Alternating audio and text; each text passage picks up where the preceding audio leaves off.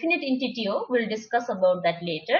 Arko say normal chronic ordinary urticaria, which is not because of any physical reason or which is not urticarial vasculitis. They are known as chronic ordinary urticarias, right? So of physical urticaria, this is very common. Like dermographism bhanera bhन्छ. Dermo as in skin, graphism as in writing on the skin. So sometimes patients will come and say that they'll scratch. एउटा scratch गर्दाखेरि ठ्याक्क जुन लाइनमा scratch गर्यो त्यही लाइनमा skin यस्तो उठेर आउँछ लेख्या जस्तो गरी, or on the back, or when they use towel or some things. Usually यसलाई टेस्ट गर्नको लागि चाहिँ पेनको ब्याकबाट we scratch on the hand and then we wait for some time. यदि यस्तो wheel जस्तो डाबर जस्तो उठ्यो भने चाहिँ it is known as symptomatic dermographism, and symptomatic dermographism is a type of physical urticaria किनकि physical stimulation पछि आउने urticaria हो यो. नेक्स्ट भनेको डिलेड प्रेसर अर्टिकेरिया. यो चाहिँ नर्मली अब स्ट्र्याप्सहरू टाइट भएको ठाउँ यो बेल्ट अथवा इलास्टिक ब्यान्डहरू हुँदा खुट्टामा यो जहाँ सक्सहरू लगाएको हुन्छ त्यो सक्सको टाइट हुने ठाउँमा चाहिँ डिलेड प्रेसर अर्टिकेरिया भन्छ. यो चाहिँ लगाउन बित्तिकै आउँदैन, लगाएर छोड्न बित्तिकै छोडेको 5-6 घण्टामा आउँछ. अनि युजुअली डिलेड प्रेसर अर्टिकेरिया चाहिँ it can last for quite long time, sometimes even more than 24 hours. त्यो मोजा सोजा लगाएको अथवा बेल्ट सेल्ट लगाएको त्यसपछि चाहिँ last for more than 24 hours and that area looks pretty red itchy. So that is known as delayed pressure urticaria है. Cholinergic urticaria भने usually स्वेटले गर्दाखेरि हुने अर्टिकेरिया हो. It is usually because of heat or sweatings अब हुन्छ. Like somebody just runs suddenly अथवा stairs 5-6 flight of stairs suddenly climb गर्यो and then all these small places where मान्छेलाई स्वेटिङ भएको हुन्छ, सानो सानो ठाउँबाट जहाँ स्वेट निस्किरहेको हुन्छ, स्वेट ग्ल्यान्ड्स हुन्छ, त्यो स्वेट ग्ल्यान्ड्स भएको ठाउँमा बिरेर गरेर यो अर्टिकेरियल लिजन्स आउँछ. So a test for this kind of urticarial lesions is someone says that थुप्रो सानो सानो डट जस्तो आउँछ, युजुअली पसिना आउने काम गर्दा आउँछ भने you make them run a little bit, maybe stairs अलिकति तलमाथि गराएर आएपछि यस्तो खाले urticarial lesions develop हुन्छ. This is known as cholinergic urticaria. Again, it's because of some kind of physical stimulation, right? So these are some examples. But त्यो बाहेक cold urticaria भने चिसो पानी छोएपछि अथवा चिसो आइस छोएपछि हुने अर्टिकेरियालाई चाहिँ कोल्ड अर्टिकेरिया भनेर भन्छ. यसको टेस्ट गर्नको लागि कहिलेकाहीँ पेसेन्टलाई आइसमा हात डुबाउन भन्छ. आइसमा हात डुबाउन बित्तिकै अर्टिकेरियल लिजन्स आयो भने that is cold urticaria. Aquagenic urticaria, some patients will say नुहाउनु बित्तिकै जिउभरि डाबर आउँछ. So that is aquagenic urticaria. Solar urticaria is because of the sun. Vibratory angioedema is a different entity. We'll discuss about that in angioedemas. But these are different kind of physical urticarias, right? So next we come to chronic ordinary urticarias. These urticarias are not because of any physical reasons, but they have other causes in them. यसमा पनि सबैभन्दा important त इडियोप्याथिक हुन्छ. Like a lot of urticarias have no reason, बिना कुनै कारण आइरहेको हुन्छ. Some of them are autoimmune in nature. Autoimmune मा चाहिँ कस्तो हुन्छ भने, so there are these mast cells and there is antibody against these mast cells. These antibodies are formed by themselves. Ani there is autoimmune generation of these antibodies. Now, if there is an autoimmune disease like autoimmune urticaria छ भने त्यो सँगै associated अरू autoimmune disorders हरु पनि सँगै हुन सक्छ, like thyroid disorders, diabetes, vitiligo. So we normally urticaria को patients or chronic urticaria छ more than 6 weeks को छ भने we usually even test for thyroid disorders or diabetes mellitus, because if there is one autoimmune disorder, there's always a chance that there's other autoimmune disorders also present, right?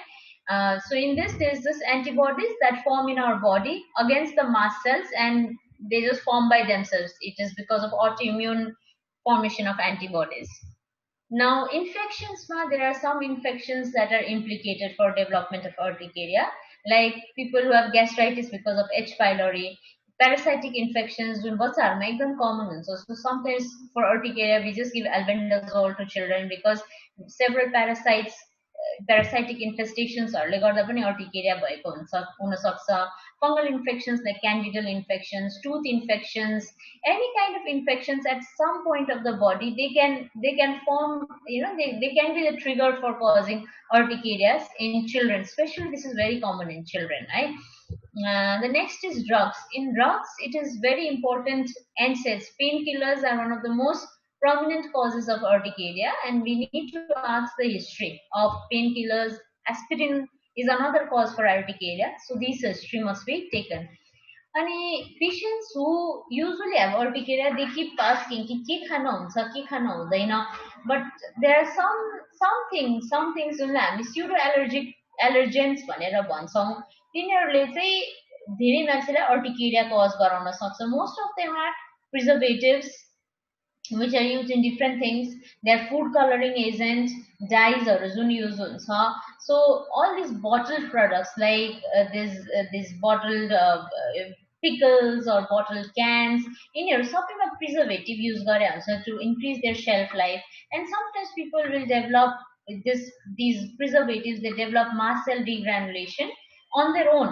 So non immune mediated pathwayबाट यिनीहरूले आफै आफै नै degranulation गराउँछ र urticaria गराउँछ. So one of the food items that we ask people with urticarias to avoid is this bottled items, so bottled sauceहरू, bottled picklesहरू, अनि अर्को भने coloring items Jun like our food sweetsहरूमा हुन्छ, like जुलेबीहरूमा हुन्छ, these coloring agents, dyes, they can also cause urticaria in people, right? So these are some causes. How to diagnose? Diagnose clinically huncha. The lesion is very typical. हामी सबै देखेका छौँ, like when the ant bites or mosquito bite पछि पनि urticaria हुन्छ. Edematous, erythematous, transient lesions, these are typical for diagnosing. Clinical diagnosis is there, but the other thing is we need to ask in history what are the aggravating factors. Like in physical urticaria, patients do give history, नुहाएपछि हुन्छ, rub गरेपछि हुन्छ, or maybe पसिना आएपछि हुन्छ. So these are factors that we can rule out physical urticarias with. So in these people, we can ask them to avoid such stimulus. So they can avoid having urticaria if they avoid such stimulus. Next is over-the-counter medicine like aspirin, painkillers. These can cause urticaria. So we need to ask history of any over-the-counter medicine that patients are taking. Abdominal pain, throat pain, toothache, these are nidus for infections. Okay, अनि बच्चाहरूमा चाहिँ हामी कहिले last infestation एल्बेन्डाजोलको dose, जुकाको dose कहिले लिएको थियौँ भनेर पनि सोध्ने गर्छौँ, because often children have this worm infestation which can lead to urticaria in them.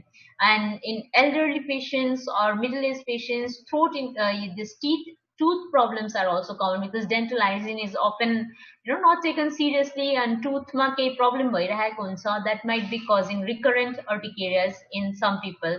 Some people abdominal pain, there might be H pylori infection, gastritis bhayiraheko huncha, त्यसैले गर्दा पनि urticaria bhayiraheko हुन सक्छ. So it's important to ask these histories.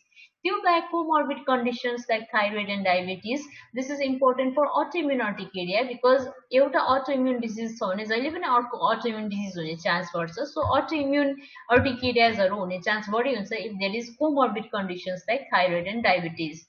Aggravating diet agents, sometimes there are some dietary agents which might cause urticaria in some people. It might be alcohol for some person, certain variety of meat, certain variety of egg, fish, something. So aggravating केही diet agents छ कि भनेर पनि सोध्नुपर्छ, अथवा just generic avoid गर्नको लागि bottled products, color products भन्नको लागि पनि it is important. Angioedema. Angioedema भने चाहिँ अर्टिकेरिया भने त सुपरफिशियल त्यो स्किन डर्मिस र एपिडर्मिसको मात्र स्वेलिङ हो. एन्जियोइडेमा भनेको त्यो भन्दा डिपर लेयर और सबक्युटेनियस एरियाको स्वेलिङ हो.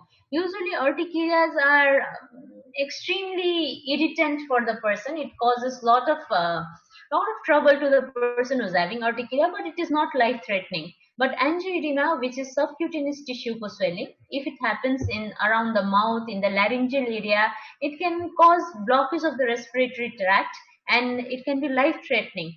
So it's important to ask the patient if there's any history of angioedema, whenever the swelling of the mouth, swelling of the lips, swelling of सास फेर्न गाह्रो हुने, सास रोकिने जस्तो हुने, निल्न गाह्रो हुने. To ask this history is important because if patients have angioedema history, we have to treat them more aggressively, or we have to tell them that they need to come to hospital. These are the danger signs for which you need to come hospital immediately, because angioedema can actually take lives. So what are the investigations that we can do for patients with urticaria? एउटा चाहिँ यो autologous serum skin test भन्ने हुन्छ है. यसमा चाहिँ पेशेन्टलाई so what do we do is we test if patients have antibodies which is autoimmune urticaria हो कि होइन भनेर टेस्ट गर्ने हो. यसमा चाहिँ हामी पेशेन्टको ब्लड लिन्छौँ, ब्लडबाट serum छुट्याउँछौँ. So we inject serum, we inject saline, which acts as a control, and we inject histamine. Right? So histamine ले त obviously हामीले histamine inject गर्यो भने urticaria cause हुन्छ. So this histamine injection पछिको urticaria is something that is expected. Now saline ले गर्दा केही पनि हुँदैन, so that is like a negative control. Yo positive control, yo negative control जस्तो हुन्छ.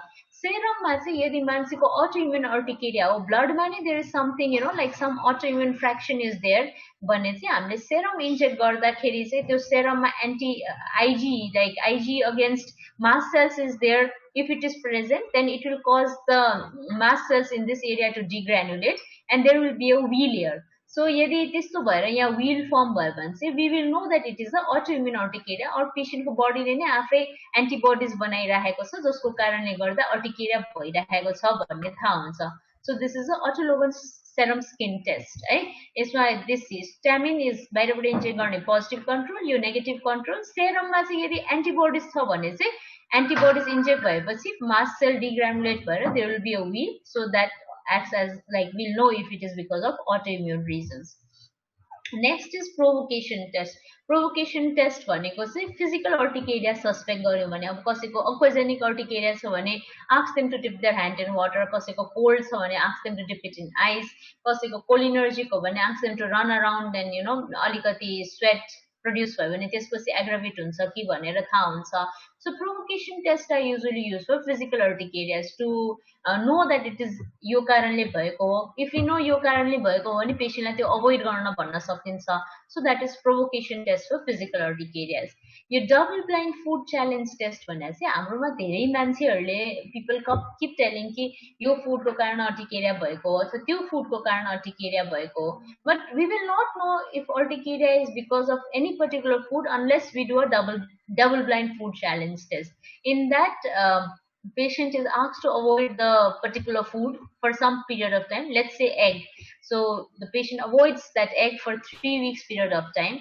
Then we give the patient that particular food, but we don't tell the patient that it is egg or it is placebo. And if every time patient takes that food, यदि urticaria आउँछ भने, that is the only definitive way we can tell that the food is causing urticaria. Otherwise, there's a lot of belief in the society that you know certain meat, certain vegetables can cause urticaria. But unless and until the patient develops urticaria, every time the patient ingests that particular food and we do a double blind food challenge test and we know for sure, it cannot be said कि फुडले गर्दा नै urticaria भएको हो भन्न चाहिँ गाह्रो हुन्छ. र यदि कुनै फुडले अर्टिकेरिया गराउने त्यस्तो खाले कुनै कम्प्लेन छ भने, if it is only because of the food, then that food causes urticaria every time. So we can do the test and find out, right? Thyroid function test अनि blood sugar test, these are basically done autoimmune urticarias मा यिनीहरू पनि हुन सक्छ. त्यसैले thyroid profile, blood sugar profile, we can do them. Urine routine microscopy, dental examination, abdominal to rule out gastritis, any urine infections, dental infections. So we can do these tests just to rule out if we feel necessary.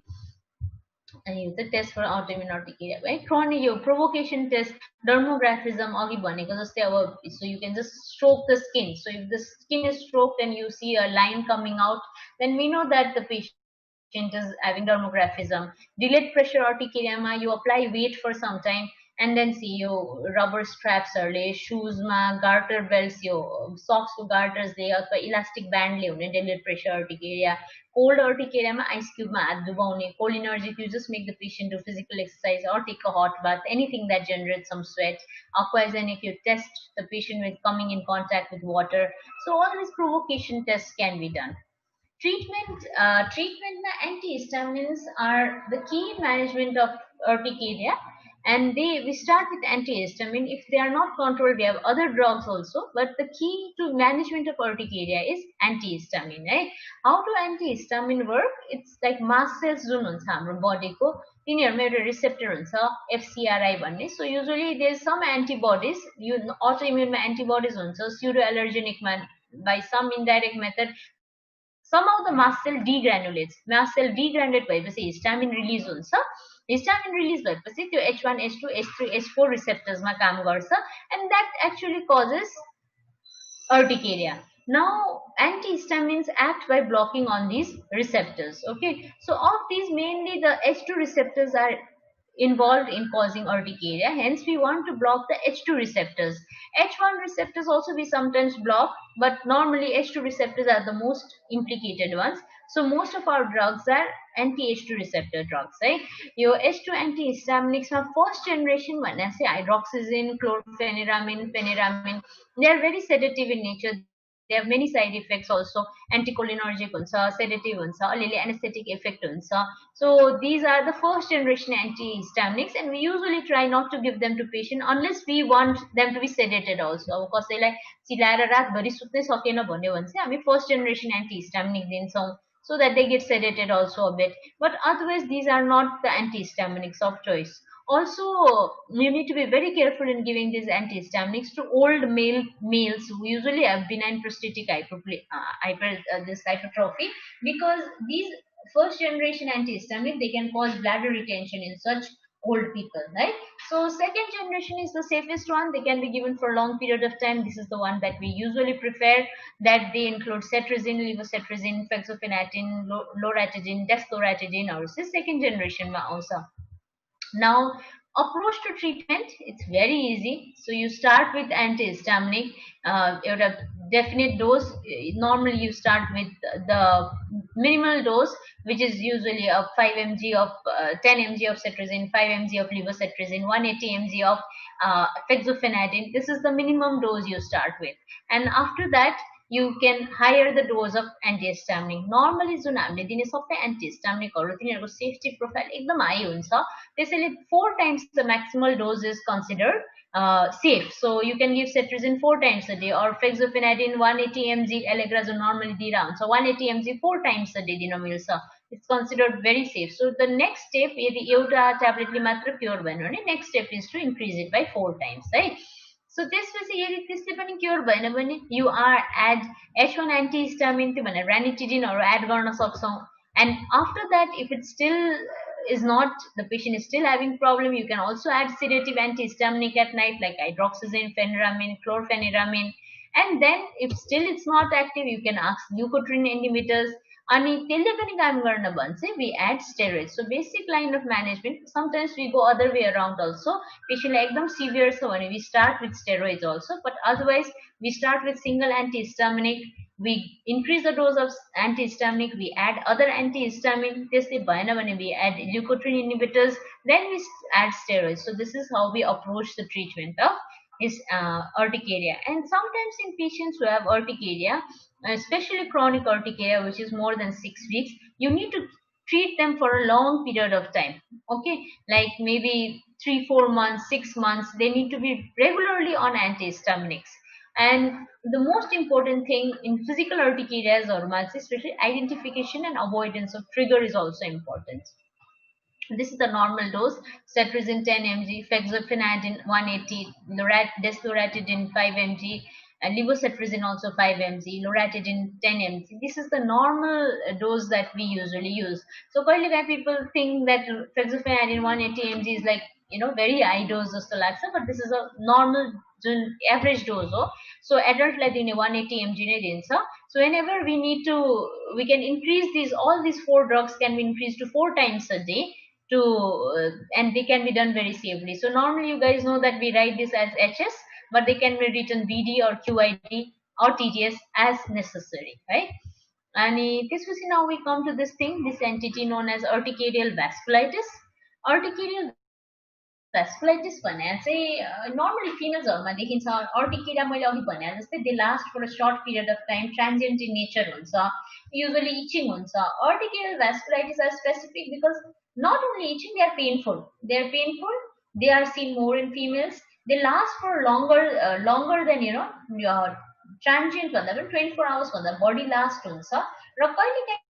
vasculitis जस्तो टट of पेटिकल lesions पनि देखिन्छ. and they are associated with angioedema. So this is the classic feature. They last for more than 24 hours. They are associated with itching as well as burning. They have this small dots, that is purpura, and sometimes once they are healed, normal urticaria मतलब plain skin नै हुन्छ तर urticarial vasculitis मा चाहिँ कहिलेकाहीँ dark spots जस्तो black dags जस्तो छोडेर जान्छ. Okay, so urticarial vasculitis मा अरू symptoms पनि हुन सक्छ, joint pain, abdominal pain, ocular complaints, COPD, chest complaint, joint complaint, some other things might also be there. यसलाई चाहिँ अलग्गै डिल गर्नुको मेन रिजन चाहिँ के हो भने they are often associated with SLE or SLE and especially complement level C3 C4 complement level raw ANA पनि गराउनु पर्ने हुन्छ. So this is a very distinct class of vasculitis which is often associated with SLE or other connective skin diseases can also be associated with this condition, right? So biopsy can be done. Biopsy ma you see a vasculitis like biopsy.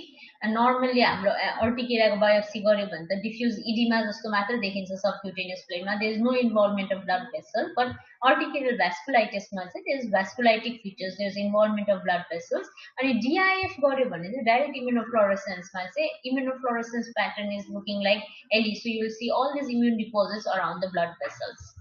So management in urticarial vasculitis, you give steroids, you give hydroxychloroquine, you give dapsone. The management is almost similar to that of connective tissue disease. So in summary, what you need to know from this is that urticaria or urticarial vasculitis wala section bata say you should know what does urticaria look like. Wheals huncha, transient huncha, itchy huncha, and transient is a very important feature. Erythematous huncha, edematous huncha. And they are usually caused by many agents. Some of them are physical, some of them are idiopathic, some of them are autoimmune. Treatment is mainly antihistaminics. Okay. And urticarial vasculitis section, but what you should know is usually seen in females. They are more painful. They last for more than 24 hours. Treatment starts with steroids, and treatment is more like connective tissue disease rather than like just plain simple urticaria. Okay.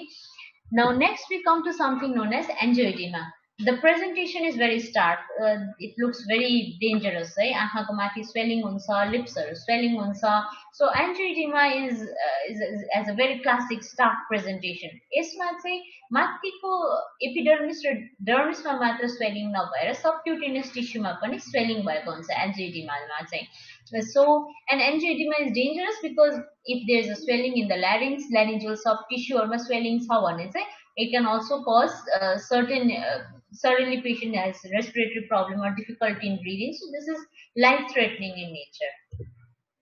So this rapid onset swelling is there. Deeper tissue को involved हुन्छ, subcutaneous tissue, deeper mucosa, deeper dermis को involved हुन्छ, skin मा पनि involved हुन सक्छ, mucosa मा पनि involved हुन सक्छ, genital regions मा पनि involved हुन सक्छ, hands and feet मा पनि involved हुन सक्छ. Sometimes people will say I have like big puffy hands, they almost look like elephant hands, I don't feel much. So patients are defining angioedema, and itching is not very prominent symptom of angioedema. Swelling is the more prominent symptom, and itching might be there, might not be there when it comes to angioedema. Right?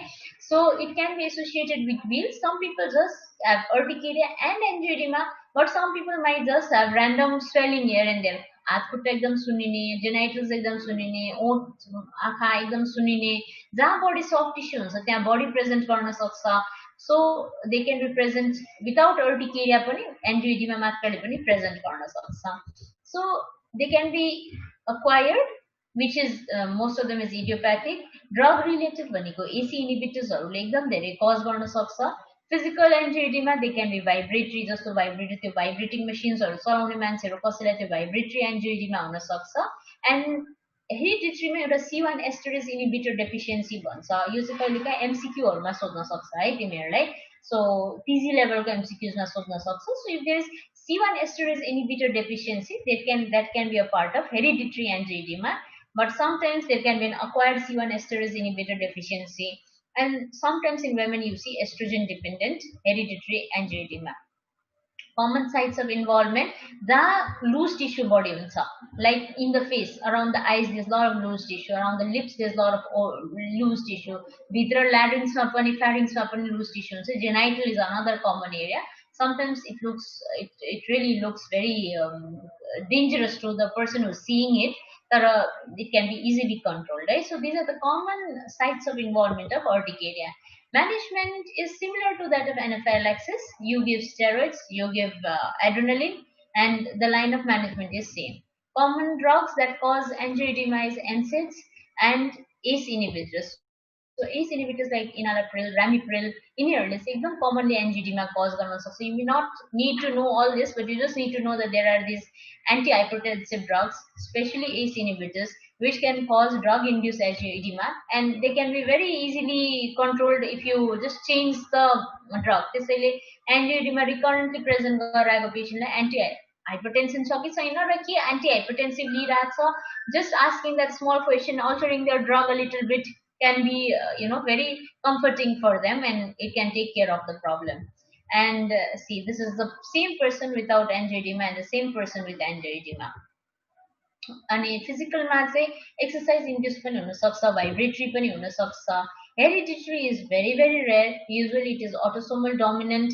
Laryngeal pharyngeal symptoms may predominant. Patient may also die. And etiology is C1 esterase inhibitor deficiency. You don't need to know much. You just need to know the name of this thing. Okay, C1 esterase inhibitor deficiency छ भने चाहिँ that is a cause of hereditary angioedema. Management is in acute cases you manage with steroids.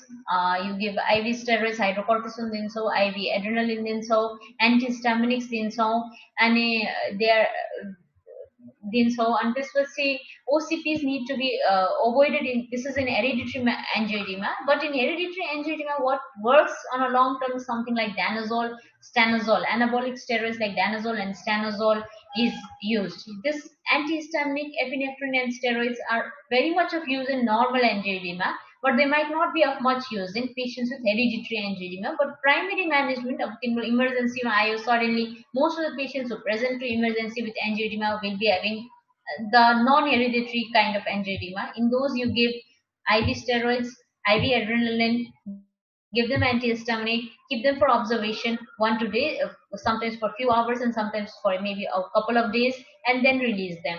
For hereditary angioedema, they might not be useful. For hereditary angioedema patients are classic history बताउँछ, बारम्बार भइरहन्छ, parents-लाई पनि हुन्छ, somebody in the family also has it. So in those kind of patients, we usually give anabolic steroids like danazol or stanozol, right? So treatment of choice, sometimes in case of emergency, you give fresh frozen plasma which has C1 esterase inhibitor analogs, okay, or C1 esterase inhibitors.